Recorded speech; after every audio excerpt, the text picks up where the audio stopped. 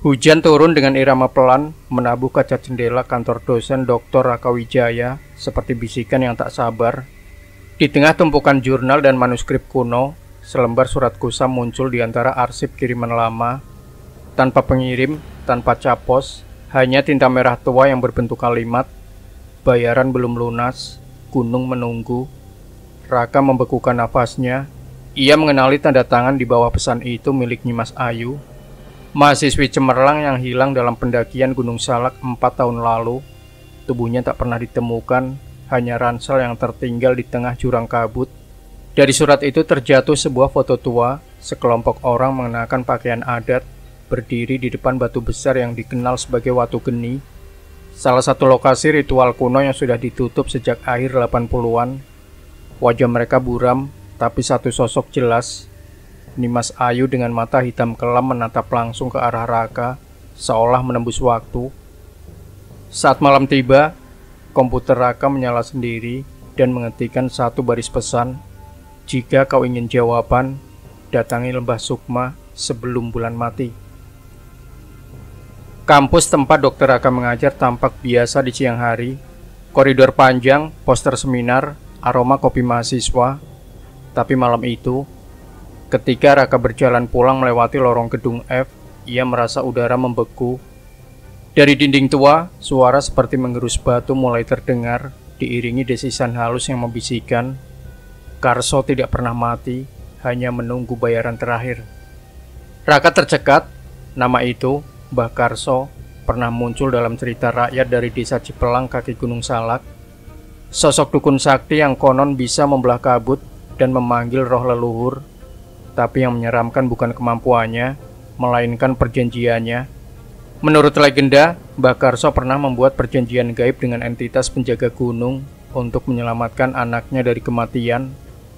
Sebagai bayaran, ia harus menyerahkan 3 darah murni, namun satu dari mereka menolak nasibnya. Sejak itu Mbah Karso menghilang, tapi kabarnya ia tetap hidup, bersembunyi di dimensi lain, menjaga gerbang antara dunia manusia dan dunia arwah. Beberapa mahasiswa percaya lorong F menjadi tempat jejak Karso muncul. Dan malam itu Raka melihat coretan baru di dinding, huruf-huruf dalam aksara Jawa kuno yang terjemahannya kira-kira, Watu Geni tidak boleh disentuh tanpa jiwa. Pagi itu Raka terbangun dengan kepala berat. Mimpi semalam belum sepenuhnya hilang. Suara perempuan memanggil namanya dari dalam hutan. Lalu gema kabut yang seperti berbicara dalam bahasa Jawa kuno. Ia terdiam menatap papan tulis di ruang dosennya, hingga sorotan cahaya dari jendela menyorot sesuatu yang membuat jantungnya mencelos. Di lorong menuju ruang F7, grafiti aneh muncul, seperti ditulis dengan arang dan darah kering. Bukan sekadar coretan, tapi simbol-simbol melingkar yang bergerak perlahan, seolah hidup. Mahasiswa berbisik, "Itu bukan vandalisme, Pak. Simbol itu muncul sendiri." Raka mengenal satu simbol mirip dengan stempel tua dari manuskrip perjanjian Watu Geni yang pernah ia teliti. Lambang perjanjian yang menuntut nyawa sebagai tebusan ritual. Ia mencoba menghapus coretan itu, namun jari-jarinya terasa beku. Dari balik lorong terdengar bisikan, "Satu jiwa belum lunas." Tak lama kemudian, Nadia, mahasiswa senior jurusan antropologi yang juga murid dari Nimas Ayu, datang dengan wajah pucat. Ia menemukan sesuatu di laci halamannya, sebuah koin perak berlumur tanah dan catatan lusuh yang hanya berisi 2 kalimat. "Jangan berjalan di kabut sendirian. Gunung memilih siapa yang akan dibayar." Nadia menggigil. Ia baru semalam bermimpi didatangi sosok perempuan tanpa wajah di kamar kosnya, mengenakan baju pendaki, membawa peta berlubang di tengahnya. Di ruang diskusi kampus, Raka, Nadia, dan 2 mahasiswa lain, Bayu, anak jurusan filsafat yang skeptis tapi penasaran, dan Laras, mahasiswi seni yang pernah melukis simbol-simbol gaib dalam tidur, berkumpul membahas satu hal yang tak bisa dihindari, Gunung Salak. Kita harus ke sana. Jawaban tentang Nimas, tentang simbol-simbol itu, tentang perjanjian, semuanya ada di gunung, ujar Nadia sambil menunjukkan peta lama yang ia temukan di perpustakaan tertutup. Di peta itu ada jalur yang tak biasa. jalur harimau putih tidak tercatat di aplikasi pendakian manapun. Tanda larangan terpampang di ujung jalur itu, hanya jiwa yang telah dipanggil boleh melintas. Bayu tertawa sinis. Kalian percaya hal gaib? Ini 2025. Tapi Laras mengangkat lengan bajunya, memperlihatkan bekas luka menyerupai simbol dari lorong kampus. Ia tidak pernah ingat mendapat luka itu. Malam itu mereka sepakat pendakian akan dilakukan pada malam bulan mati saat kabut menutup jalur lain dan jalur harimau putih terbuka. Mereka tidak tahu bahwa sejak keputusan itu dibuat, waktu sudah bergeser dan bayang-bayang telah mengintai. Di kamera keamanan kampus, terlihat sosok kelima berdiri di belakang mereka saat mereka berjalan keluar gedung tinggi berkerudung hitam dan menghilang begitu lampu lorong menyala. Langit mendung menggantung rendah saat mereka berempat berdiri di pos pendakian yang sudah lama ditutup. Papan peringatan dilarang melintas nyaris tertutup lumut, sementara udara dingin seperti mengalunkan doa kuno, bukan untuk keselamatan, tapi untuk menyerahkan diri. Nadia membuka peta usang dari arsip kampus. Garis merah tipis menyusuri jalur yang disebut jalur harimau putih, jalur tak resmi yang hanya muncul saat kabut turun dan suara binatang tak lagi terdengar. Ini bukan pendakian biasa, gumam Raka. Setiap langkah bisa jadi kutukan. Mereka mulai menapaki jalur. Di bawah rimbunnya bambu tua, aroma bunga tak dikenal menyeruak. Bunga itu mekar perlahan dan kelopaknya berdenyut seperti jantung. Laras mendekat dan bunga itu langsung menutup seperti menolak disentuh. Bayu menyibak semak dan mereka melihat jejak harimau di atas tanah basah, tapi tak ada harimau di sekitar. Jejak itu muncul di depan mereka, satu langkah demi satu seperti menuntun. Saat kabut turun total, jam-jam di tangan mereka mati serempak. Tidak ada sinyal, tidak ada arah, hanya suara lembut dari dalam kabut. Yang kau cari bukan di atas gunung, tapi di dalam dirimu. Mereka tiba di batu besar bertuliskan aksara kuno, Watu Geni, batu yang disebut dalam legenda Mbah Karso sebagai tempat perjanjian darah. Di sisi batu, terdapat bekas pembakaran ritual, tulang-tulang kecil yang tertata melingkar, dan di tengahnya, sebuah benda mengkilap, cermin bundar yang memantulkan bayangan bukan wajah mereka, tapi sosok-sosok berkerudung yang diam memandang. Langkah mereka terhenti di depan sebuah ladang kecil di tengah hutan rimbun. Di bawah cahaya bulan yang menyelinap lewat celah kanopi, bunga-bunga berwarna biru keunguan bermekaran tanpa suara. Bukan bunga biasa, kelopaknya berbentuk spiral, dan setiap helainya berdetak pelan seperti nadi. Ini tidak tercatat dalam botani manapun, ujar Raka sambil mendekat. Tapi, begitu Nadia melangkah ke dalam lingkaran bunga, seluruh area mendadak sunyi. Tidak ada angin, tidak ada serangga, hanya suara getaran dari dalam dirinya. Ia tiba-tiba melihat kilasan. Dirinya berdiri di kampus, tapi tidak sendiri. Ada sosok Nimas di belakangnya. Tubuhnya membusuk, namun matanya masih hidup. Laras mendekat dan melihat salah satu bunga membuka dengan lambat. Di dalamnya ada mata, bukan bunga, melainkan organ hidup yang mengamati. Tiba-tiba Bayu berteriak. Di tangannya salah satu bunga telah melekat dan kelopaknya berubah menjadi jari-jari manusia. Ia tak bisa melepaskannya, dan bunga itu mulai merayap ke lengan, membisikkan, yang menolak dipanggil akan dijemput. Dalam kepanikan, mereka membakar beberapa bunga dengan senter, dan suara jeritan terdengar dari dalam tanah. 3 pohon besar di sekitar mereka mulai melengkung, bukan karena angin, tapi karena sesuatu di bawah tanah bergerak. Mereka lari dari ladang itu dan menemukan jalur baru, tapi kompas berputar tanpa arah. Kabut turun lagi, dan dari jauh terdengar suara harimau yang menangis. Kabut mulai turun seperti tirai tebal yang menutupi langit dan tanah, membuat Raka dan timnya seolah terpisah dari dunia luar. Kompas berhenti berfungsi, GPS mati, bahkan arah mata angin terasa berubah-ubah, dan suara mereka bergema tak menentu. Di tengah jalur yang tak dikenali, Laras berhenti. Ia mendengar suara yang tak berasal dari mulut siapapun. Kau melukis wajahku, dan sekarang kau harus melihatnya. Raka mencoba meyakinkan mereka, kita tetap di jalur, kita hanya disesatkan. Tapi detak jamnya berhenti dan kabut mulai bergerak, bukan sekadar melayang, tapi berputar, mengitari mereka seperti entitas hidup. Bayu yang paling skeptis melangkah lebih jauh, menantang suara itu. Kalau memang ada, tunjukkan dirimu. Dan suara itu menjawab, bukan kata-kata, tapi jeritan panjang terdengar seperti berasal dari dalam perut bumi, bercampur dengan suara air dan bisikan doa dalam bahasa yang tak dikenal. Tanah di bawah kaki Bayu tiba-tiba retak, dan ia menghilang dalam kabut. Panik, Nadia berteriak, Laras menangis. Raka berusaha memanggil Bayu, tapi tak ada jawaban. Hanya suara langkah yang terdengar di arah berlawanan, meski tak ada sosok terlihat. Nadia menemukan tas Bayu tergeletak di bawah pohon. Di dalamnya buku catatan Bayu terbuka, menampilkan halaman terakhir yang bertuliskan, gunung bukan tempat, gunung adalah janji, aku telah dipilih. Dan di sudut halaman, ada tetesan darah yang belum kering. Kabut perlahan mengangkat, tapi bukan karena angin, seakan sesuatu memberi izin. Nadia, Raka, dan Laras menyusuri jalur yang muncul tiba-tiba di sebelah timur, melewati pohon-pohon yang batangnya membengkok ke arah lembah. Tidak ada peta, tidak ada sinyal, tapi tanah terasa hangat.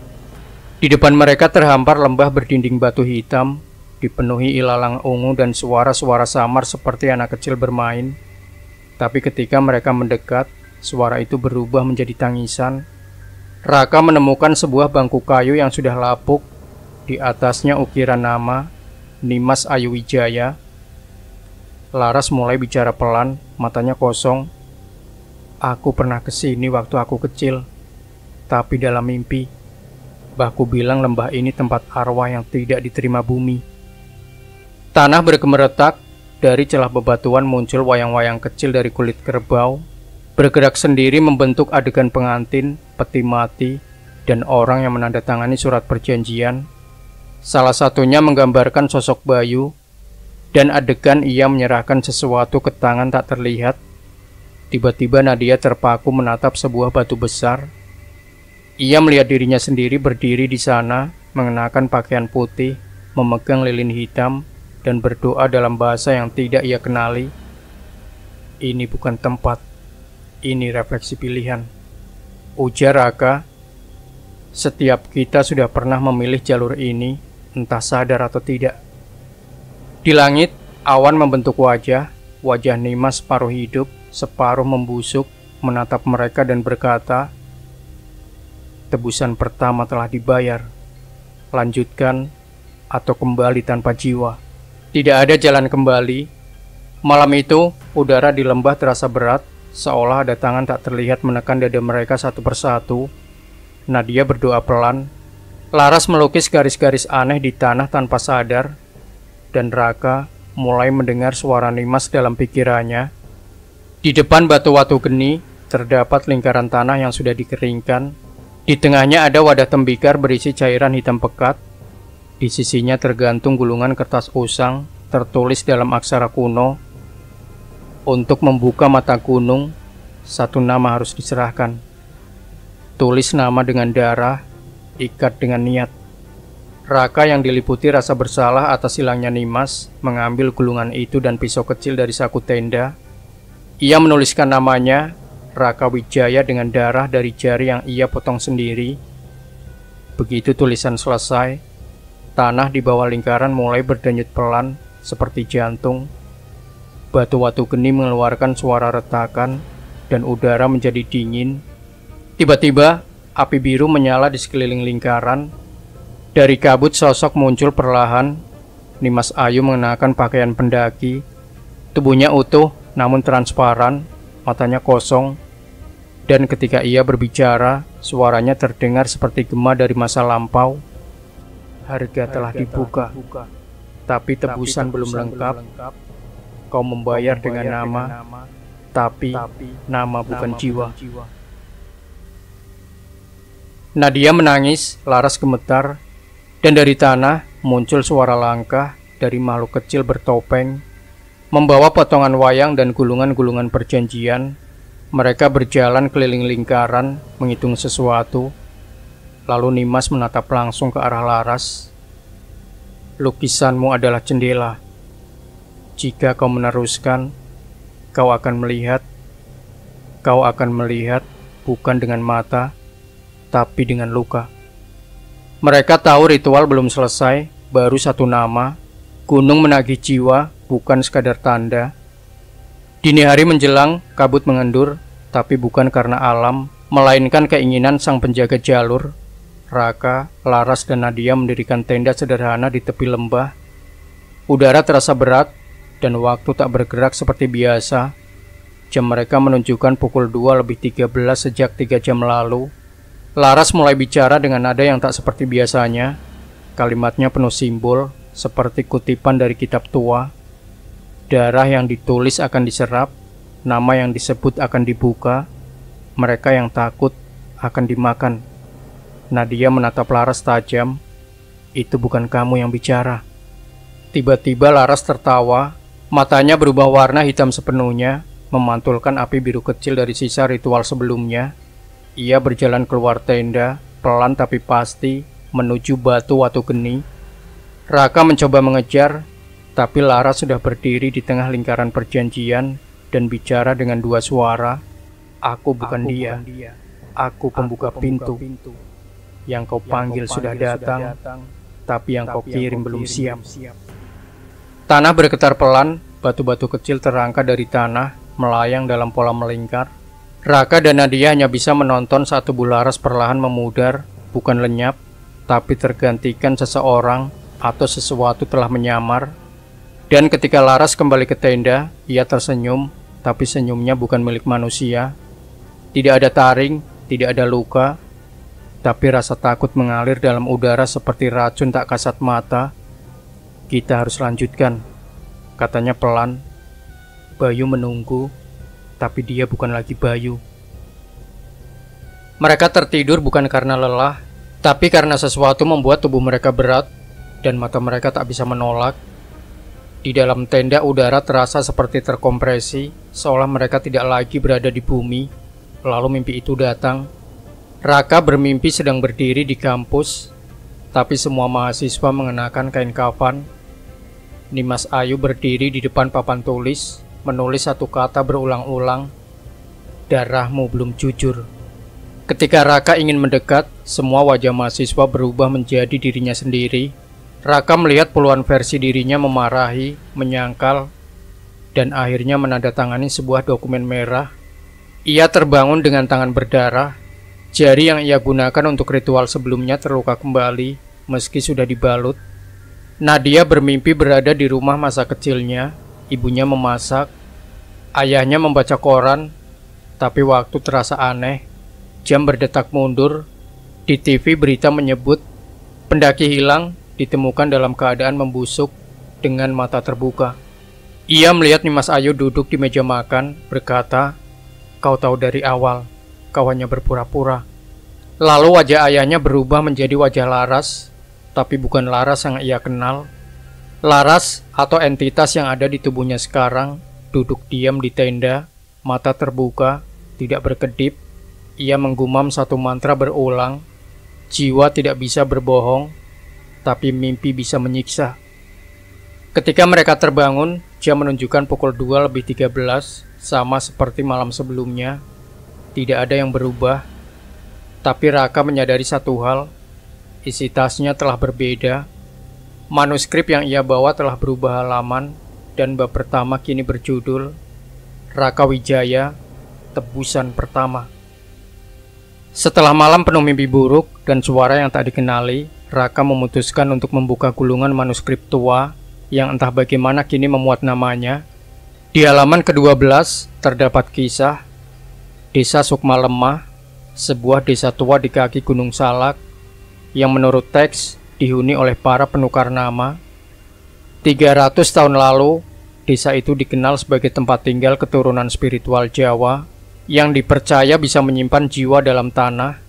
Tapi ketika pemerintah kolonial datang dan ingin mencatat nama-nama penduduk, tak satupun warga mengaku memiliki nama asli.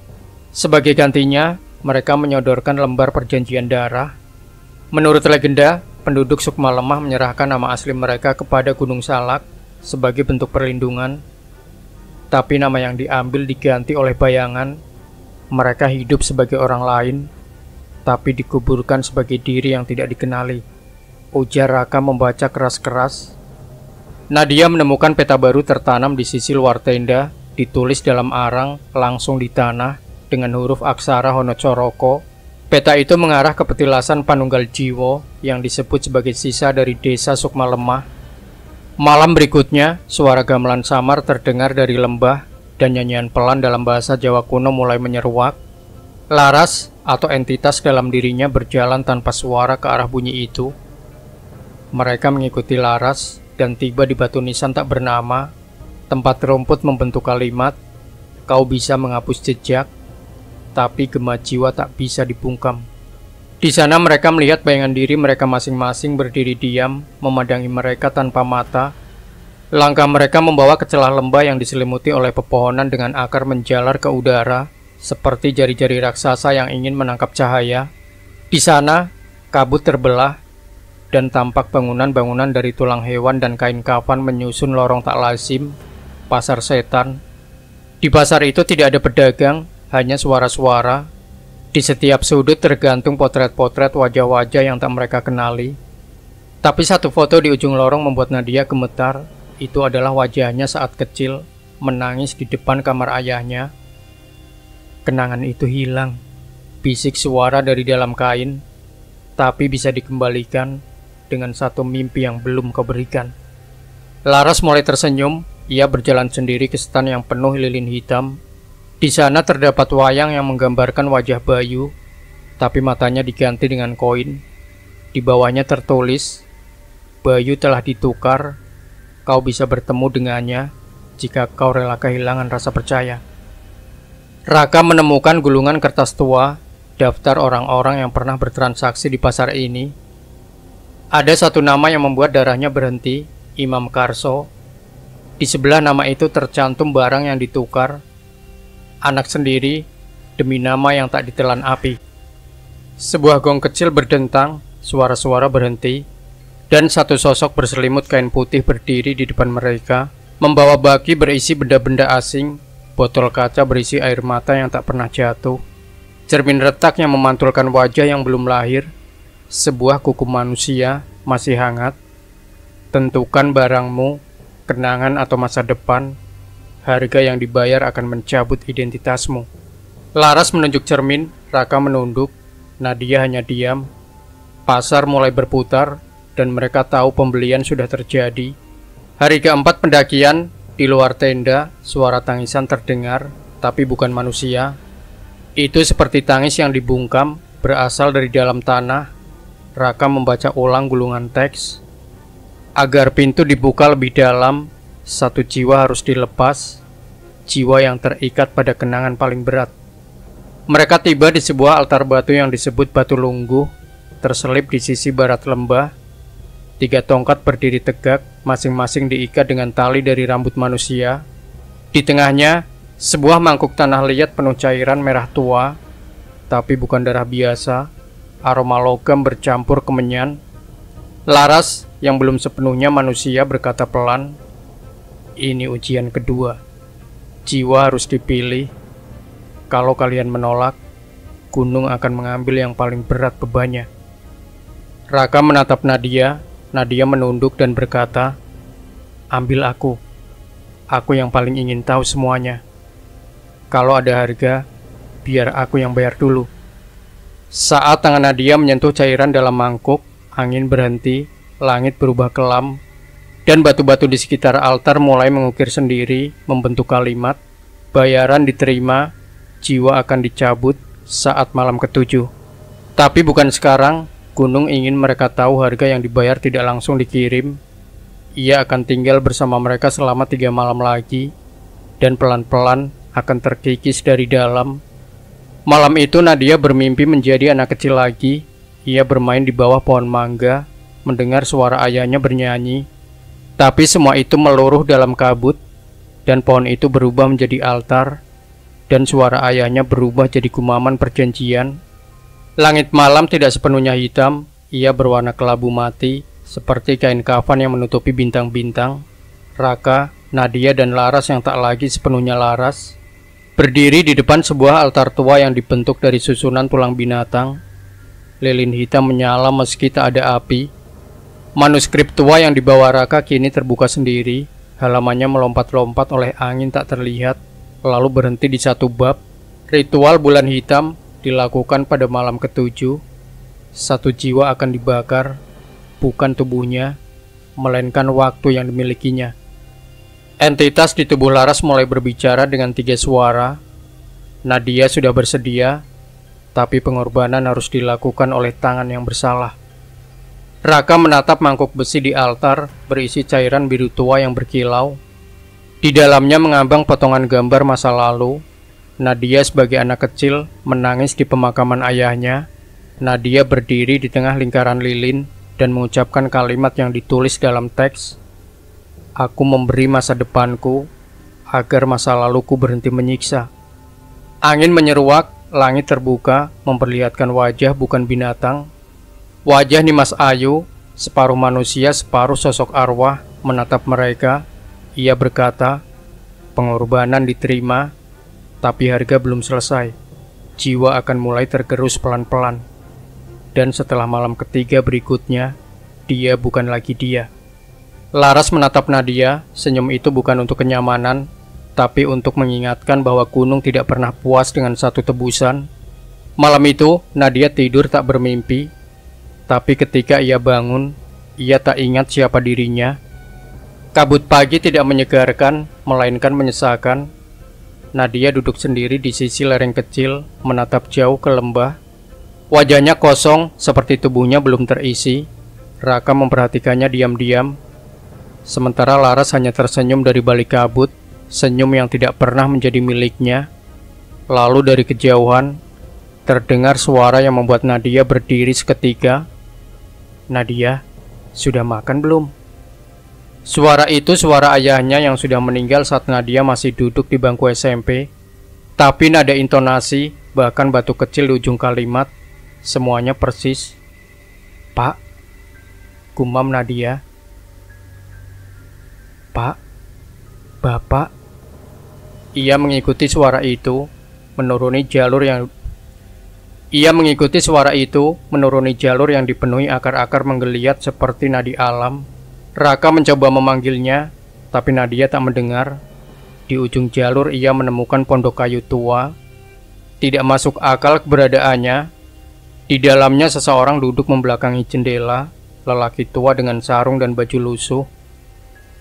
Kau sudah datang, nak, katanya. Aku hanya ingin bicara sebentar sebelum kau hilang. Tubuh Nadia gemetar, ia mendekat, dan wajah lelaki itu adalah wajah ayahnya. Tapi matanya tidak punya warna, hanya kelabu pudar seperti abu kemenyan. Kau selalu ingin tahu kenapa aku meninggalkanmu. Tapi di gunung ini tidak ada yang meninggalkan, hanya ditukar. Ia memberikan Nadia sebuah benda kecil, jam saku yang berdetak, tetapi bukan menit atau detik. Angka-angka berganti menjadi nama, Nadia, Bayu, Laras, Raka, lalu satu nama terakhir, Nimas. Nadia menangis, tapi saat ia menyentuh jam itu, pondok dan lelaki tua lenyap dalam jeritan panjang. Hanya jam saku yang tersisa, dan detaknya kini memanggil. Waktu jiwa tinggal 3 hari. Kabut pagi bergeser pelan, memperlihatkan jalur kecil menuju area yang dipenuhi pohon pinus tua.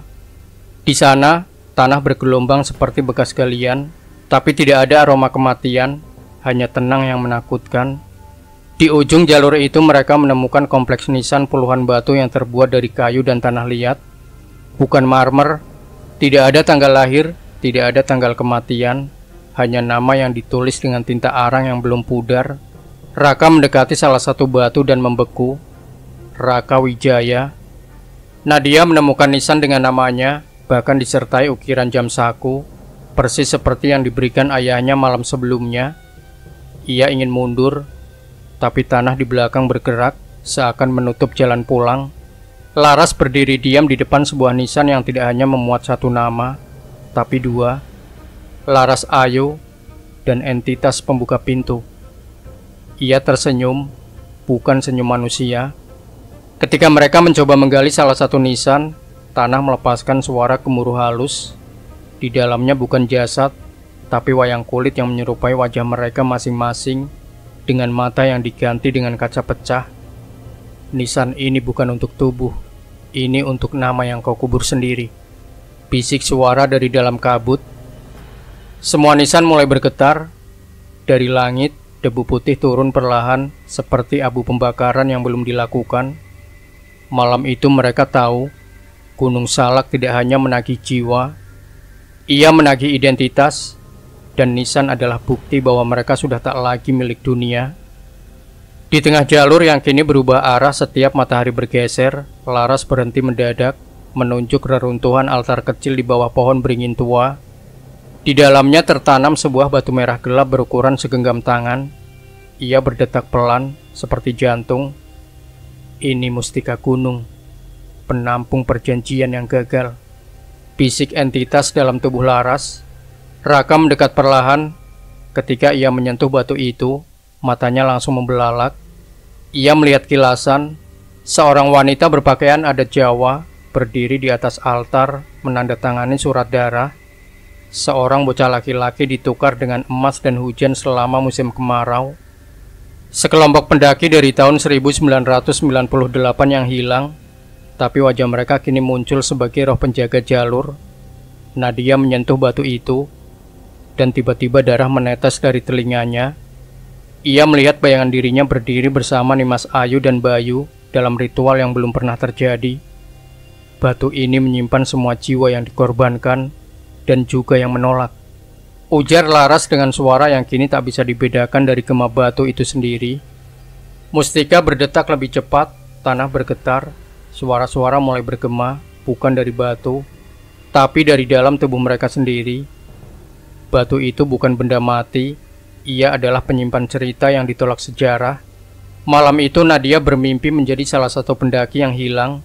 Ia mengenakan pakaian tahun 1998, membawa peta tua, dan berbicara bahasa Jawa halus. Tapi saat ia bertanya, "Siapa saya?" jawaban yang datang adalah, seseorang yang belum memilih apakah akan menjadi nisan atau cerita. Laras berdiri di tengah lingkaran batu kuno, senyum di wajahnya makin tipis, matanya memantulkan cahaya lilin hitam yang tak berkedip. Raka dan Nadia mencoba mengajaknya keluar dari area itu, tapi tanah di sekeliling Laras berubah lunak, seperti lumpur berdarah. Lalu muncullah suara dari balik kabut. Ia sudah dipilih. Ia telah membuka pintu. Ia kini milik gunung. Dari rerimbunan pohon, tampak bayangan makhluk tinggi berselubung batik hitam. Kepalanya tertutup dan tubuhnya tampak dibalut rotan dan bunga kamboja layu. Ia membawa keris berlumur tanah basah, lalu menusuk tanah di depan Laras. Tanah itu menyembur asap merah, dari dalamnya muncul kotak kayu, dan di dalamnya terdapat kain kebaya lusuh serta cincin dari tulang manusia. Laras mengambil cincin itu dan memasukkannya ke jari sendiri.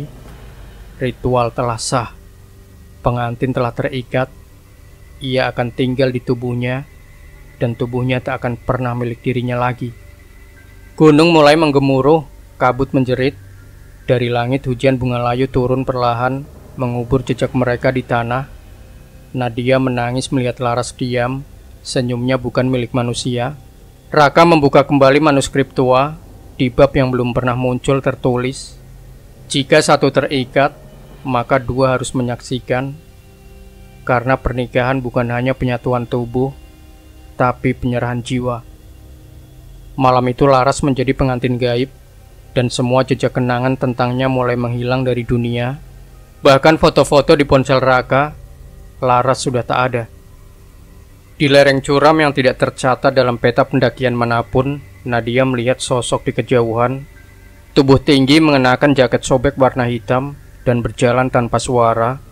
Sosok itu mendekat perlahan, Dan saat cahaya matahari menyentuh wajahnya, semua nafas tercekat.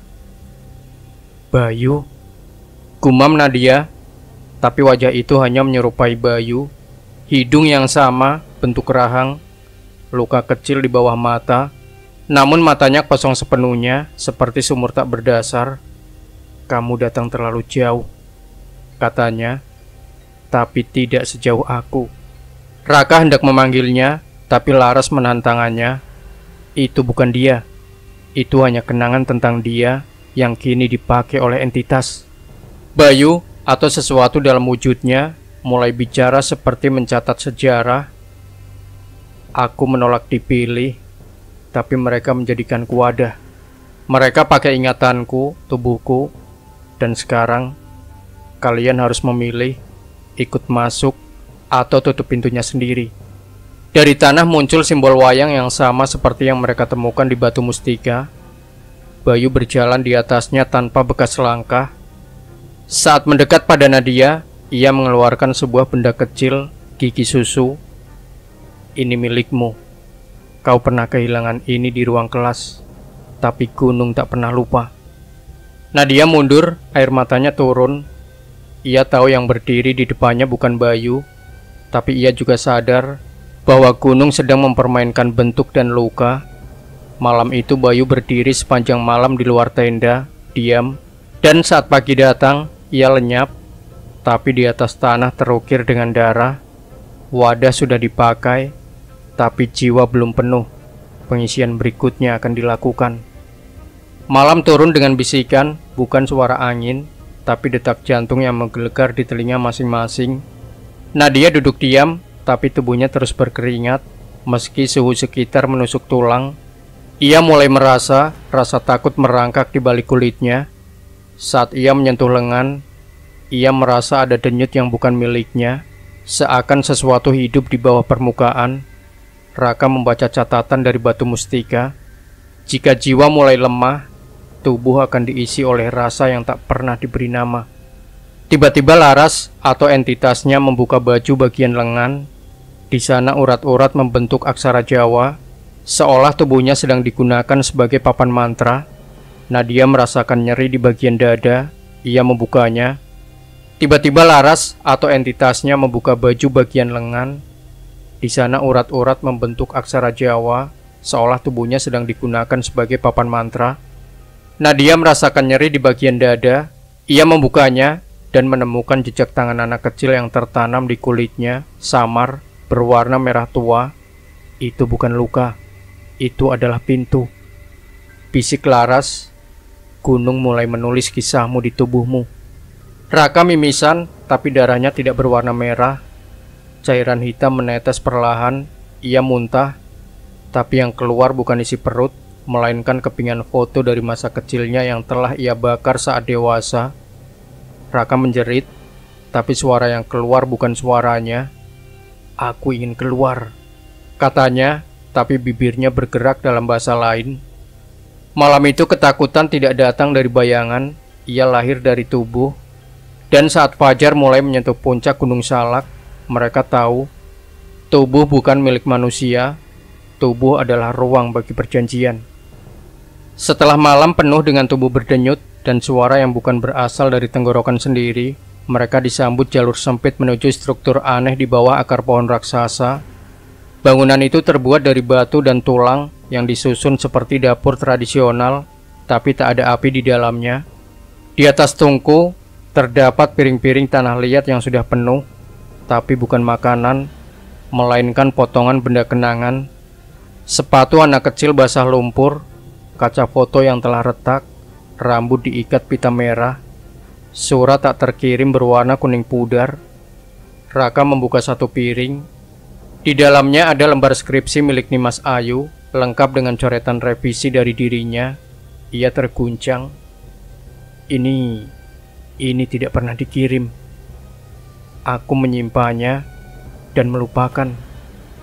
Dari sudut ruangan, makhluk tanpa wajah muncul perlahan. Ia membawa sendok besar dan dari ujungnya menetes air hitam. Yang kau buang, kau makan kembali. Kau harus menelan rasa yang kau tolak. Nadia dipaksa duduk. Di depannya, piring berisi boneka kecil yang dulu pernah ia buang ke sungai setelah ayahnya meninggal. Setelah malam penuh dengan tubuh berdenyut dan suara yang bukan berasal dari tenggorokan sendiri, mereka disambut jalur sempit menuju struktur aneh di bawah akar pohon raksasa. Ini bukan untuk dikenang, ini untuk dimakan, kata suara itu. Laras hanya berdiri, entitas dalam dirinya tak perlu memakan, karena ia sudah menelan jiwa sepenuhnya. Ia berkata, dapur ini menyiapkan rasa bersalah. Siapapun yang menolak memakan, akan dimakan. Mereka duduk bersama di ruang sunyi, tidak ada rasa, tidak ada aroma, tapi air mata terus mengalir karena trauma ternyata bisa dihidangkan. Dan saat mereka keluar dari dapur, satu piring tetap utuh, belum disentuh. Di atasnya tertulis, ritual untuk jiwa terakhir. Setelah malam di dapur tak berapi, tubuh mereka bukan lagi tempat tinggal bagi rasa lapar, tapi wadah bagi kenangan yang menolak dilupakan. Langkah mereka membawa ke tepian batu curam, luas, tanpa suara. Di ujungnya terdapat tangga batu yang menurun langsung ke kabut tebal. Tidak tercatat di peta, tidak ada arah kembali. Raka menatap tangga itu. Di setiap anak tangganya terukir satu kata dari masa lalu. Penyesalan, pembohongan, pengkhianatan, pengakuan, penyerahan. Nadia mulai berjalan turun, tapi di anak tangga kelima, ia berhenti. Aku merasa aku sedang turun ke dalam diriku sendiri, katanya. Tangan kirinya gemetar, ia menyentuh jam saku, dan suara detiknya berubah menjadi nama-nama korban perjanjian terdahulu dibisikkan pelan. Laras berdiri di atas tangga tak bergerak. Ia mulai membisikkan kalimat-kalimat Jawa kuno. Sing ora nyebut jeneng, ora digugah, sing nyebut digugat. Langit mulai bergerak perlahan, cahaya merah menyelinap seperti darah yang mencari urat. Di bawah tangga terdengar suara gemuruh seperti sungai, tapi bukan air, melainkan suara jiwa yang diputar dalam ribuan doa terputus. Mereka harus turun atau terputus dari jalan waktu selamanya. Saat mereka melangkah, satu anak tangga pecah di belakang mereka, menandakan bahwa pilihan telah ditetapkan, tidak ada jalan naik. Malam itu di jurang Gunung Salak, mereka mendengar bisikan serempak. Satu jiwa belum dibayar, gunung akan memilih, dan kalian akan menyaksikan. Mereka telah turun melewati semua anak tangga. Di bawah sana bukan jurang, tapi ruang datar yang memantulkan langit seperti cermin. Tanah cermin tempat Gunung Salak menimbang jiwa terakhir. Suara angin hilang, waktu mematung. Di tengah ruang itu muncul 3 batu berdiri, masing-masing mengukir nama mereka. Nadia, Raka, Laras. Tapi Laras sudah bukan Laras lagi. Entitas dalam dirinya kini mengukir simbol baru di tanah, membentuk pola pusaran. 3 jiwa tersisa, tapi hanya 2 yang boleh melangkah ke bab selanjutnya. Bisik suara dari langit. Satu harus dilepas, bukan karena bersalah, tapi karena keberadaan akan mengganggu bentuk air dunia. Nadia memeluk Raka, air matanya mengalir. Ia berkata, kalau harus ada yang tinggal, biar aku sudah menyerahkan waktu. Sekarang, biarkan kalian bawa cerita ini pulang. Tiba-tiba batu yang bertuliskan Nadia mulai retak. Dari dalamnya keluar cahaya merah membentuk bayangan dirinya sendiri, versi masa kecil, versi dewasa, dan versi yang telah menjadi pengantin gunung. Bayangan itu menatap Nadia. Jika kau tetap tinggal, semua tentangmu akan ditelan, termasuk kenangan mereka tentangmu, bahkan mimpi tentangmu akan dikubur. Raka berteriak, "Tidak, kita semua harus kembali." Tapi tanah mulai tenggelam di bawah kaki Nadia. Ia tersenyum. Justru karena aku ingin dikenang, aku harus tidak kembali. Ia menyerahkan jam saku kepada Raka. Lilin hitam menyala sendiri. Suara gamelan terdengar samar dari atas kabut, dan sosok Nadia lenyap ke dalam cermin tanah. Tidak ada jeritan, tidak ada darah, hanya hilang. Di hadapan mereka terbentang gerbang batu melengkung. ditumbuhi akar-akar kering yang membentuk wajah manusia menangis. Di tengah gerbang tertulis dengan darah yang belum mengering, "Masuk, hanya tidak ingin dikenal kembali." Raka menggenggam jam saku yang diberikan Nadia. Detiknya berhenti. Ia dan Laras melangkah menuju gerbang, dan kabut tak lagi diam. Ia bersuara. Suara itu adalah tumpukan kenangan. Suara Bayu tertawa, Nimas menjerit, Nadia kecil bernyanyi, suara ayah Raka berbicara. Semuanya bercampur memanggil, menarik, menggoda untuk mundur. Ketika mereka melangkah melewati gerbang, waktu runtuh. Tidak ada langit, tidak ada tanah, hanya ruang yang dipenuhi arsip jiwa, potongan kenangan yang tergantung seperti kain kafan di udara, surat kematian yang belum ditulis, buku harian dari versi masa depan, foto keluarga yang belum pernah terjadi, nama yang tak pernah disebut. Laras melihat satu lembar kain kafan yang menuliskan namanya, tapi salinan dari 1732, ia menyadari entitas dalam dirinya bukan hanya penjaga, tapi bagian dari leluhurnya yang pernah menyerahkan jiwa ke Gunung Salak demi kekuasaan spiritual. Raka menemukan batu pusaka milik Mbah Karso, pusaka asli yang memulai perjanjian, tapi di atasnya terukir kalimat yang tidak seharusnya ada. "Raka, kau adalah penerus, tapi warisan ini akan membakar yang kau cintai." Gunung Salak bukan hanya tempat, ia adalah kesadaran kolektif, dibangun dari nama-nama yang dibuang agar hidup tidak mengingat. Di sini, dua tokoh terakhir harus memilih, mengikat perjanjian baru agar jiwa yang hilang bisa diingat, atau menghancurkan gerbang dan kehilangan semua jejak tentang mereka, termasuk dari ingatan dunia. Malam itu suara arwah membentuk satu pertanyaan, apa arti identitas jika dunia menolak mengenangmu? Gerbang arwah telah dilalui. Raka dan Laras berdiri di dalam ruangan yang tidak memiliki dinding, lantai ataupun langit. Hanya ruang kelabu pekat seperti berada di dalam pikiran yang telah dibersihkan dari ingatan. Di tengahnya terdapat meja batu dengan gulungan perjanjian yang belum ditulis. Ini belum selesai, gumam Raka. Entitas dalam tubuh Laras menjawab, karena perjanjian pertama hanya tentang pemanggilan, tapi yang satu ini adalah tentang kelanjutan. Laras duduk di depan gulungan itu. Di sisinya muncul pena yang terbuat dari rambut manusia dan tulang jari. Raka menyadari gunung sedang menagih bukan jiwa, tapi konsep eksistensi. Mereka ditawari dua pilihan, menulis perjanjian baru agar kisah ini bisa kembali ke dunia nyata, dikenang, diajarkan, dijadikan pelajaran, tapi jiwa mereka tidak akan pernah sepenuhnya utuh. Mereka akan hidup dalam versi berbeda, membakar perjanjian agar semua cerita, kutukan, dan nama-nama yang telah dipanggil lenyap sepenuhnya dari sejarah. Tak akan ada catatan, tak akan ada nisan, dan tak akan ada ingatan tentang Gunung Salak dan mereka. Raka melihat bayangan wajah Nimas, Nadia, Bayu, semua yang telah menjadi bagian cerita ini. Ia tahu, jika mereka tidak menulis, maka semua akan hilang. Tapi, jika mereka menulis, mereka akan menjadi bagian dari kutukan baru.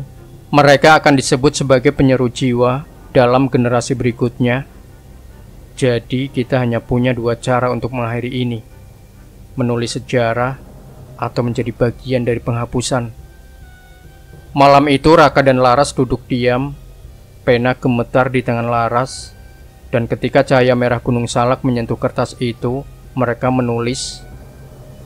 Raka dan Laras keluar dari gerbang arwah. Langit Gunung Salak telah berubah menjadi kelabu kelam. Waktu kembali bergerak, tapi tidak sesuai kalender. Mereka ditemukan oleh tim SAR seminggu kemudian, tapi tanpa ingatan penuh. Mereka selamat, tapi kisahnya tidak. Di berita hanya disebutkan, dua pendaki ditemukan setelah tersesat.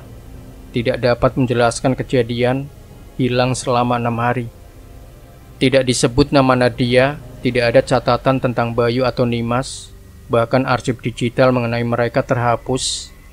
Raka mencoba menulis ulang apa yang ia alami, tapi setiap kali ia menulis, halaman menghilang semalam, atau berubah menjadi teks kabur. Ia mengirim artikel ke majalah spiritual, tapi hanya paragraf-paragraf pertama yang diterbitkan, sisanya disensor oleh redaksi tanpa alasan. Kalau semua dilenyapkan, lalu untuk apa kita bertahan? Gumam Raka.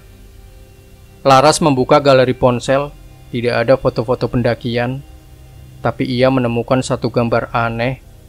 Gambar altar batu geni yang dipenuhi wajah-wajah yang tidak dikenalnya, semua tersenyum tanpa mata.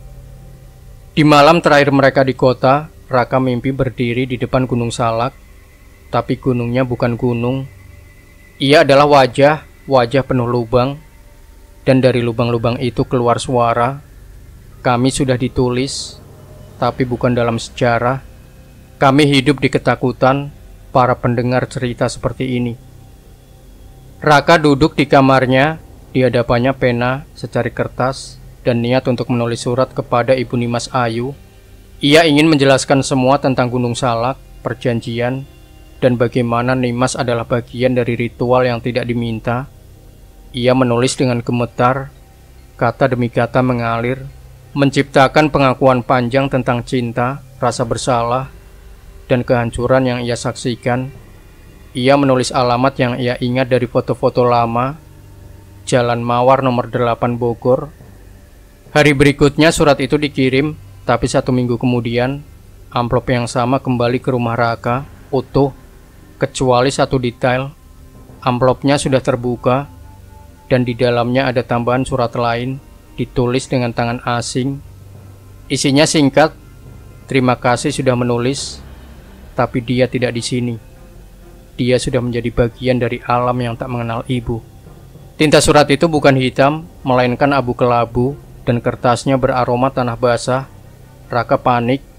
Ia mengecek alamat, tidak ada catatan rumah di Jalan Mawar nomor 8. Tidak ada nama Nimas Ayu dalam database kependudukan. Bahkan kampus tempat mereka dulu belajar tidak menemukan transkrip akademik Nimas. Ia hanya berteriak, kalau dia tidak pernah ada, kenapa aku masih mengingatnya? Surat itu kini menjadi benda kutukan, ditaruh di rak. Ia berubah bentuk setiap malam, terkadang menjadi sobekan kulit, terkadang menjadi foto lama yang tidak pernah diambil. Raka dan Laras kembali mendaki Gunung Salak, bukan lewat jalur resmi, tapi melalui jejak terhapus yang dahulu memanggil mereka. Tanpa peralatan, tanpa peta, hanya jam saku dan naskah manuskrip yang kini berbicara sendiri ketika disentuh. Setelah melewati jalur akar-akar terbalik dan kabut yang bernyanyi dalam bahasa Jawa kuno, mereka tiba di puncak yang tak dikenal, batu tapak jagat. Di tengah batu itu terdapat lubang bundar yang memancarkan cahaya merah kelam. Itu bukan lubang biasa, itu adalah mata. Gumam Laras, mata ketiga Gunung Salak. Begitu mereka mendekat, cahaya itu menyerap bayangan mereka, dan dunia mulai pecah. Langit berubah menjadi arus ingatan. Di sekeliling mereka muncul wajah-wajah. Bayu tersenyum tapi tidak bergerak. Nadia berdiri dengan mata hitam pekat. Nimas Ayu tertidur di dalam nyala api. Mata itu bicara, bukan dengan suara, tapi dengan getaran. Kalian telah membawa perjanjian ke akhir. Tapi Gunung Salak bukan hanya penagih, ia adalah penyimpan. Jika mata ini terbuka, semua jiwa yang pernah dipanggil akan menyatu. Raka menatap Laras, mereka tahu, membuka mata berarti membiarkan kutukan menyebar, tapi juga membebaskan yang terperangkap. Tanpa bicara, Raka menjatuhkan jam saku ke dalam mata. Cahaya meledak, tapi tidak membakar. Ia meresap ke tanah, ke udara, ke darah mereka. Dunia bergetar, dan dari langit, suara terakhir terdengar. Yang melihat kebenaran, tak akan dikenang seperti semula. Setelah mata ketiga terbuka, dunia tak kembali seperti semula. Raka dan Laras kembali ke rumah, tapi rumah bukan lagi rumah. Foto keluarga di dinding menampilkan wajah-wajah yang tidak dikenali. Surat kabar pagi berisi berita dari tahun yang belum datang. Lagu-lagu di radio memutar doa yang terdengar dari kabut. Di cermin, bayangan mereka retak, bukan kaca yang retak, tapi refleksi. Raka melihat dirinya sebagai anak kecil, Laras melihat dirinya sebagai entitas tak berubah, dan jam saku yang sebelumnya tak berdetak, kini berputar mundur. Kita bukan kita lagi, gumam Raka. Kita versi yang dipilih oleh gunung untuk menjadi cerita, bukan manusia. Orang-orang di sekitar mereka mulai lupa, tetangga tidak mengenal nama mereka. Ibu Raka mengaku tak pernah memiliki anak. Akun media sosial mereka hilang, tapi satu hal masih ada. Gulungan naskah perjanjian yang kini mengisi halaman-halaman kosong sendiri setiap malam. Malam itu suara dari Gunung Salak hadir kembali dalam mimpi. Tapi bukan mimpi, melainkan ruang interogasi jiwa. Mereka duduk di tengah lingkaran cahaya merah, dan suara berkata, "Kalian telah menulis ulang sejarah, tapi dengan satu konsekuensi, kalian tidak boleh dikenang sebagai manusia, hanya sebagai cerita." Badan mereka mulai berdenyut, tulang-tulang membentuk aksara, nama mereka berubah dalam arsip digital, dan di perpustakaan tua, muncul satu buku baru tak tercetak, tak tertulis, hanya bisa dibaca oleh jiwa yang telah menyerahkan masa lalunya. Tak lama setelah kepulangan Raka dan Laras, perubahan tak kasat mata mulai menyebar. Di sekolah-sekolah, anak-anak menyanyikan lagu baru yang tidak diajarkan secara resmi. Liriknya menggema, "Naik gunung, bawa nama, pulang lupa siapa kita." Di televisi, cuplikan berita menyelipkan kata-kata tidak ditulis seperti nimas, bayangan, atau jalan tidak ditandai. Guru-guru mulai mengajarkan cerita rakyat baru tentang pengantin roh dan altar cermin, meski tak ada sumber pustaka. Raka melihat blog spiritual yang membahas tentang gerbang arwah, tapi tak ada penulis di balik artikel. Bahkan komentar pengunjung semuanya menggunakan nama-nama yang ia kenal, padahal mereka telah hilang. Laras membuka radio lama milik keluarganya, dan siaran malam menyiarkan suara, "Jika kau mendengar ini, berarti kau sedang mendekat." Dunia menyesuaikan kutukan sebagai folklore baru, menyerapnya ke dalam lagu anak-anak, gambar buku pelajaran, bahkan mural di dinding kota. Tapi setiap presentasi tidak lengkap, selalu ada bagian yang hilang, kabur atau berubah. Raka bertanya, jika dunia bicara soal kutukan, tapi tidak mengingat yang dikutuk, siapa sebenarnya yang menang? Laras menjawab dengan mata kosong, "Gunung tidak ingin dikenal, ia ingin hidup sebagai kenangan yang diputar ulang. Tapi tanpa pelajaran, kutukan itu akan terulang." Malam itu Raka mulai menulis ulang, tapi tinta di tangannya berubah jadi embun. Kertas jadi tanah, dan setiap kali ia tidur, namanya berubah. Raka mencoba membuka laman pribadi, email, dan dokumen kenangan, tapi semuanya menampilkan satu pesan: data tidak ditemukan, akun ini tidak terdaftar. Ia pergi ke kampus mencari rekaman administrasi tentang dirinya, Nimas, dan bahkan Laras, tapi tidak ada. Arsip akademik hilang, foto angkatan di dinding diganti, tapi tidak ada wajah yang ia kenal. Semua nama telah dihapus. Laras mengecek kartu keluarga, nama lengkapnya menjadi kosong. Di tempat yang semula bertuliskan Laras Ayu Pradipta, kini hanya tertulis pendatang, tidak berafiliasi dengan waktu. Mereka sadar kutukan Gunung Salak telah dimulai menyerap identitas, tapi penghapusannya bukan sempurna. Ia menyisakan jejak dalam bentuk ketidakberesan kecil. Guru yang lupa nama muridnya, tapi ingat wajahnya. Buku harian yang hilang isinya, tapi beraroma kemenyan. Dokumen hukum yang kosong, tapi membawa jejak sidik jari tak dikenal. Di perpustakaan tua, Laras menemukan satu buku tanpa sampul. Di dalamnya hanya satu kalimat yang berulang ribuan kali. "Kalau nama hilang, siapa yang akan kau panggil?" Malam itu mereka tahu yang telah melihat perjanjian tidak bisa lagi disebut, tapi mereka tetap ada, sebagai bentuk, sebagai gema, sebagai cerita yang menolak hilang meski dicoret. Di sudut-sudut kota, mural aneh mulai muncul, wajah-wajah kabur dengan mata diganti lubang, dan senyum yang menyimpang. Tapi tak ada seniman yang mengaku melukisnya. Polisi menghapus, tapi sosoknya muncul lagi. Seorang anak kecil ditemukan menggambar dengan lilin di dinding sekolah. Gambarnya 3 lingkaran dan 1 mata. Ketika ditanya, ia hanya berkata, "Aku melihat mereka di mimpi, mereka bicara, tapi tanpa suara." Di media sosial, video muncul rekaman CCTV jalanan yang menampilkan seseorang berdiri diam.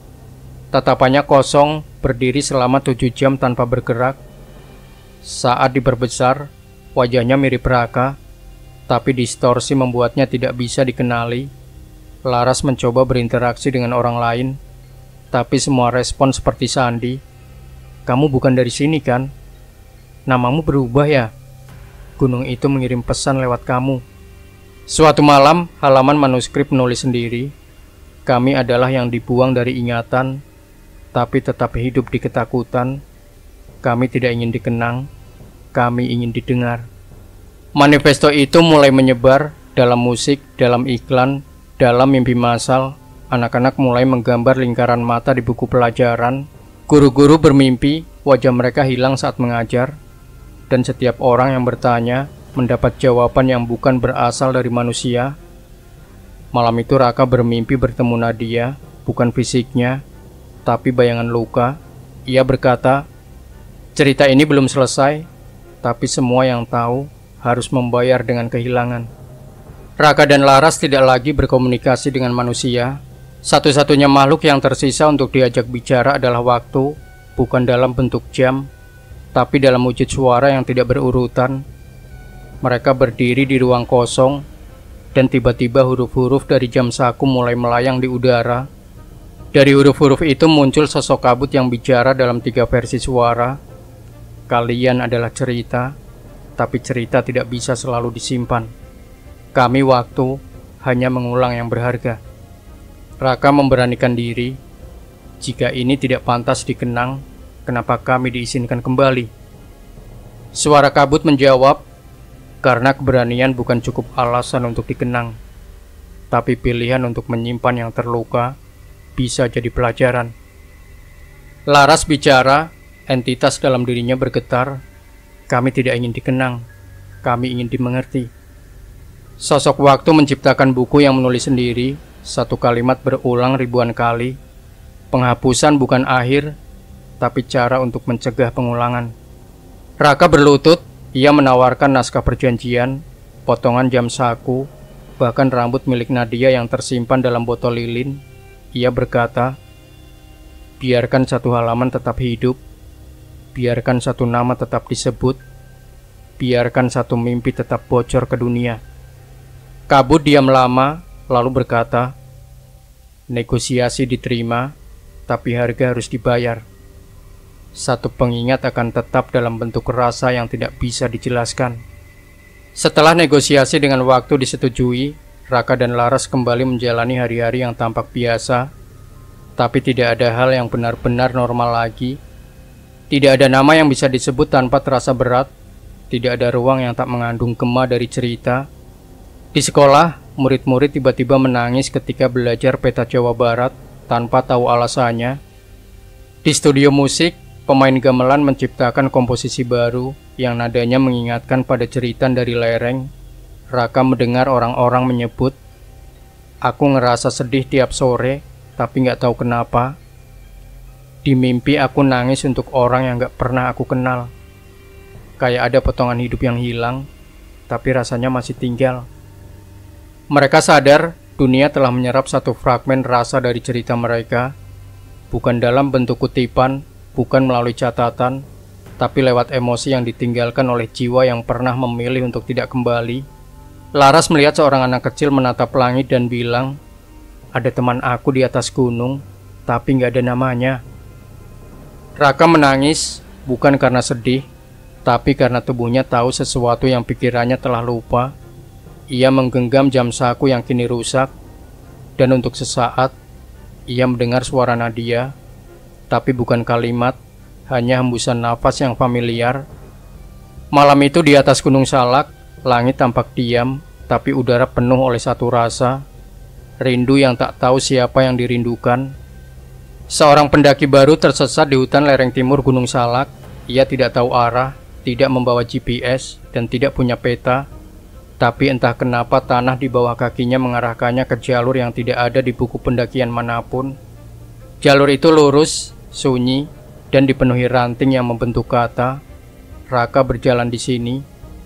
Di tempat lain, seorang seniman melukis landscape gunung, tapi secara tak sadar ia melukis jejak kaki yang membentuk lingkaran pusaran. Ketika ditanya kenapa, ia hanya berkata, "Aku merasa ini harus ada, meski nggak tahu dari mana ide itu datang." Raka dan Laras mencoba menapaki jalur lama mereka, tapi sekarang tanahnya berubah. Setiap mereka melangkah, permukaan tanah memunculkan retakan kecil berbentuk huruf Jawa, seakan gunung mengingat setiap pertimbangan yang mereka buat selama ritual dahulu. Laras berhenti di satu titik, tempat di mana Nadia dulu menawarkan jiwanya. Tanah di sana hangat, dan ketika disentuh, muncul kabut tipis. Di dalamnya tampak bayangan Nadia berjalan, bukan ke masa lalu, tapi ke arah yang belum terjadi. Malam itu mereka sadar, cerita ini bukan milik kami lagi, tapi tanah akan terus membisikkan arah kepada mereka yang berjalan dengan pertanyaan. Dan di suatu tempat, muncul tulisan di batu kecil, "Langkah yang tidak dikenal adalah awal dari pengingat yang tidak diminta." Malam itu Raka terbangun oleh bunyi ketukan, bukan di pintu rumah, tapi dari dalam dinding. Bunyi itu ritmis, seperti nada gamelan yang diputar terbalik.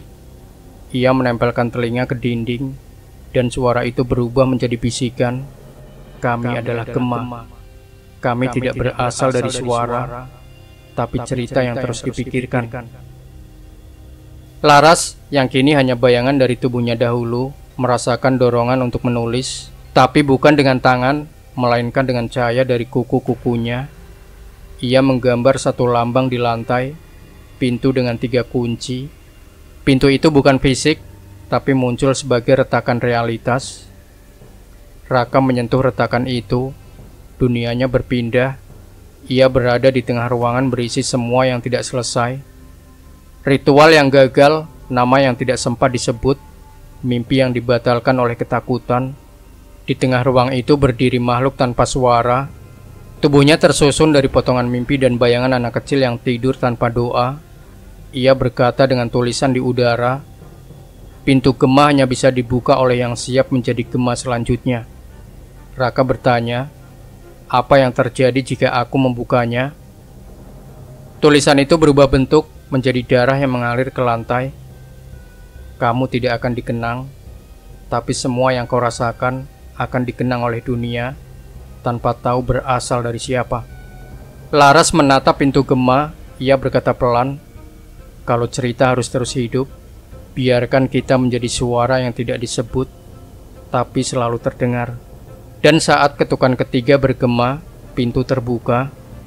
Suatu pagi, di kaki Gunung Salak, sekelompok pendaki baru menemukan lingkaran bunga kamboja layu tersusun rapi. Namun tidak ada jenazah, tidak ada batu nisan. Di tengah lingkaran hanya satu benda, jam saku pecah, berhenti tepat pukul 3:33. Di kota orang-orang mulai mengadakan ritual kecil, meletakkan lilin di depan rumah, membacakan nama-nama yang tidak dikenal, tapi mereka semua mengatakan hal yang sama. Aku nggak tahu siapa mereka, tapi rasanya seperti aku pernah kehilangan mereka. Raka menyusuri jalur lama. Ia tidak ingat semua detail, tapi tubuhnya menggigil saat melewati batu geni. Laras duduk diam di depan altar kuno tanpa ekspresi, karena ekspresinya bukan lagi miliknya. Tapi ia menabur bunga, bukan sebagai penghormatan, tapi sebagai janji bahwa cerita tak akan dibuang diam-diam. Malam itu kabut Gunung Salak turun sangat rendah. Kota diselimuti kabut padat. Di beberapa rumah, anak-anak bermimpi melihat pemakaman besar, di mana semua peti mati tidak memiliki papan nama. Dan suara yang terdengar, yang tidak dimakamkan bukan berarti tidak diratapi. Di tengah kota muncul satu patung aneh, bukan dari seniman resmi, tapi dari tangan yang tidak diketahui. Patung itu menggambarkan wajah dengan mata tertutup dan mulut terbuka. Di bawahnya terukir, untuk mereka yang telah dimakan oleh cerita. Gunung Salak berdiri diam, tapi diamnya bukan tenang, melainkan pengamatan. Dunia mulai bergerak dalam bayang-bayangnya. Lagu anak-anak berubah. Jalan-jalan tersesat mulai berbisik, dan sejarah memiliki bab yang tak bisa ditulis. Raka dan Laras tidak menghilang. Mereka ada dalam bentuk yang tak bisa disebut. Mereka muncul sebagai nama penulis dalam mimpi, sebagai bayangan di dinding, sebagai suara yang hanya terdengar saat seseorang rindu tanpa tahu alasannya. Di malam tertentu, ketika hujan turun pelan dan listrik berkedip, akan ada rumah yang tiba-tiba terdengar suara, sudah dibuka, tapi tidak ada pintu untuk ditutup. Di perpustakaan tua, akan ada satu rak yang tidak pernah berdebu, dan di sana, satu buku yang tidak punya judul, hanya kata pembuka, untuk mereka yang telah memilih rasa daripada pengenalan. Dunia tidak menghentikan kutukan. Dunia memeluknya sebagai bagian dari budaya, folklore, dan intuisi.